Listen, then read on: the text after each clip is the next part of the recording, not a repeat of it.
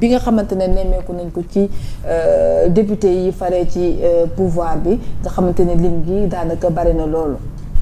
waaw 40 on parle de 30 et plus 37%. Bon, près d'une quarantaine de députés yi ñëwul mais comme ñoom waxuñu lan moo tax ñëwuñu.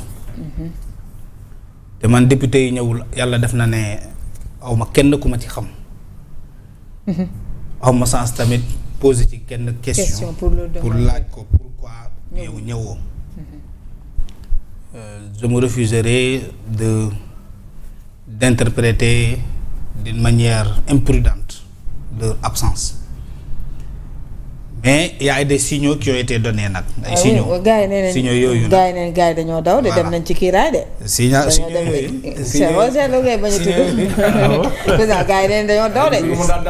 gars yi ñu koy ruuma naa de nee nañ dañoo daw ci dañoo daw kiiraay de dem nañ ci président Diomaye de. waaw léegi pourquoi signaux yi. mooy signaux yi ma lay wax nag. mooy signaux yi voilà signaux yi c'est que da nga cee bëggul yegg rek. non dinaa yegg ci signaux yi moom. vous allez en venir. day yàgg rek waaye du yàgg. dinaa ci ñëw de signaux yi ñun ñëpp dëgg nañu ko. te contexte bu mu tombee nag moo tax signaux yooyu neexut a rejeté. contexte de récupération bu massive maanaam kiiraay mu ngi récupérer des gens dans les partis politiques rawatina nag waa PASTEF.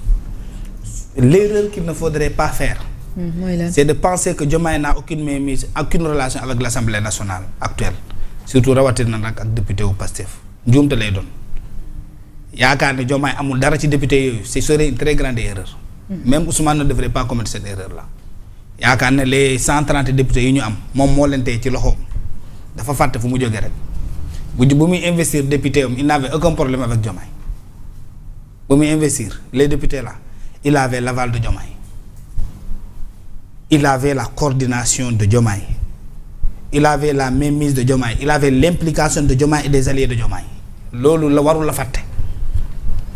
Te l'erreur que Ousmane Sonko devrait faire, c'est de sa penser que moom il a tout acquis avec ce groupe parlementaire là. Muy deuxième erreur bi nga xam ne Ousmane waru ko def. Troisième erreur bu mu warul def mooy mu yaakaar ne il est le leader absolu qui contrôle la tête et la pensée de ces députés là. La quatrième erreur que Ousmane Sonko ne devrait pas faire, c'est d'oublier que ces gens là aussi c'est des acteurs politiques. xaw ma nag comprendre nga ma c'est njuumte bu rëy lay doon. bu demee ba fàtte ne député yi.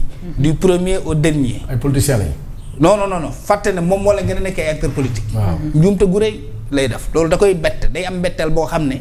day yeewu dans un coma qui serait difficile de se relever. li député yi ay acteur politique lañu. am ay ambition. am ay ambition. am regard sur le jeu politique sénégalais. C'est des gens qui viennent des contrées jóge ci suñu quartier yi jóge ci suñu village yi jóge ci suñu département yi jóge à l'intérieur du pays xam lu nit ñi di dund. C'est des gens qui ne sont pas maanaam en dehors de la réalité sociale actuelle réalité sociale bi xam nga lan la mooy fu ñuy jógee di jël seen oto di ko dawal ba Ndakaaru wala di ñëw jëlee ko Ndakaaru ba ci seen quartier yi dans les départements mais dañ fay fekk ay nit yoo xam ne dañ leen di wax seen i jafe-jafe. Nous avons des problèmes de l'eau potable dañ leen koy wax am problème lekk dañ leen koy wax problème naan problème jàngi problème dépense ak faju député yooyu dinañ def lecture ci yooyu nga xam ne ñooy koy remonter ci seeni base politique yi ñu am ci nag ab responsabilité bu rëy après ils vont poser le pour et le contre est-ce que il faut tourner le dos au pouvoir de l'État pour poursuivre quelqu'un boo xam ne kenn xamul quel est son lendemain. Mais député ay nit lañu c'est des gens censés am raison di def ay lecture politique am ay ambition parce que yaakaaruma ne mënoo nekk ndaw am sa 30 ans nekk député ngay góor di jigéen nga bëgg a jël yow toute ta carrière politique nga wekk ko ci benn nit boo xam ne fu mu jëm kenn xamu ko sax moom ci boppam. Et c'est ça aujourd'hui s'il y a quelqu'un qui ne sait pas là où il va ak li koy xaar mooy Ousmane Sonko. Bamba loolu dafa leer. lu dañoo leer ñun leer ko moom.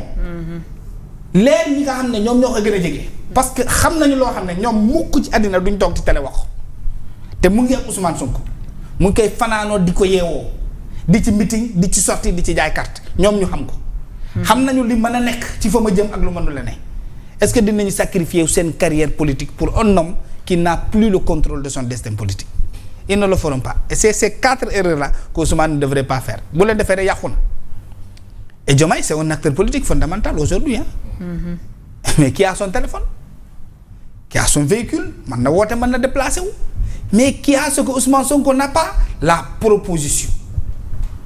proposition politique ñuy dem ci ay joutes électorales man dinaa ñëw nekk député ñam 2 ans topp koo xam ne xaw ma fu ma jëm ma war a yëggali sama mandat am 5 ans war a amaat beneen mandat ma yàqu ko ak beneen nit koo xam ne kenn xamul fu mu jëm ma war a mën a nekk maire yàqu ko ak beneen nit boo xam ne kenn la fu mu jëm am ambition yoo xam ne tu as besoin d'une carrière politique remplie une carrière politique remplie elle ne saurait se faire par des responsabilités politiques les responsabilités politiques s'obtiennent par 2 dimension électorale ak nomination et électorale bi amoo ci benn assurance nomination baa ngi nii moo gën a jege man boo nekkee ndaw am ambition di nga topp nit koo xam ne waxu la ne kaay ñu xeex ak Diomaye parce que tout simplement nee naa ko na tibb ci caisse fonds politique yi dugal ko ci dund bi man dinaa ci topp Sonko te man may député dinaa topp Sonko bi ma waxul ne nañ dem xeex ak Ousmane Bassirou Diomaye Faye parce que nee naa ko les recettes que nous avons obtenues par exemple du pétrole du gaz nañ ko investir ci dund bi parce que c'est pas ça le casus belli de Ousmane Sonko du loolu tax muy joteeg Sonko ak Diomaye oui xeexul ak Diomaye parce que tout simplement forcé na ko la main pour naan ko tout simplement ñi nga xam ne mooy 40 000 Sénégalais ñu dàq leen ci entreprise yi Diomaye travaillons à ñu delloo leen seen liggéey parce que au début nous avions commis une erreur d'appréciation c'est pas ça la raison du combat qui existe entre Ousmane Sonko ak Bassirou Diomaye Faye ban député mooy topp ci loolu Ousmane Sonko bu dee am nga xel dëgg-dëgg te ngay politique loo pour sa bopp da ngay politique pour askan wi.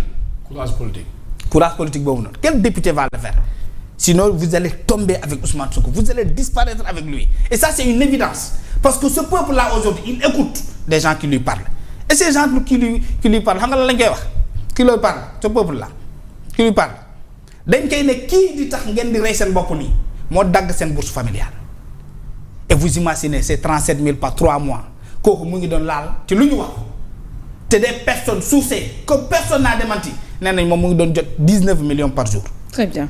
Est-ce que vous comprenez ce que j'ai dit? Très bien. Et ce peuple-là, écoute, on lui a retiré sa bourse familiale, plan Sésame ñu nangu, couverture maladie universelle mu nangu, les infrastructures majeures ñu arrêté. Et ce peuple-là, il nous écoute et il nous comprend. Loolu mooy la vérité qu'il faut dire. dinaa ñëwaat des députés dinañ ko topp ci dinaa ñëwaat ci loolu par rapport ak ba tey ci absence yi ñu nemmeeku ñu jukkee ci li nga xamante ne moo di parti au pouvoir bi certes dañoo nekkoon ci vacances ñenn ñi jàpp ne peut-être am na ñu dem vacances yi moo tax mu ñu ñëw ci session extraordinaire bi d'autres leneen lañu daal di xalaatee également.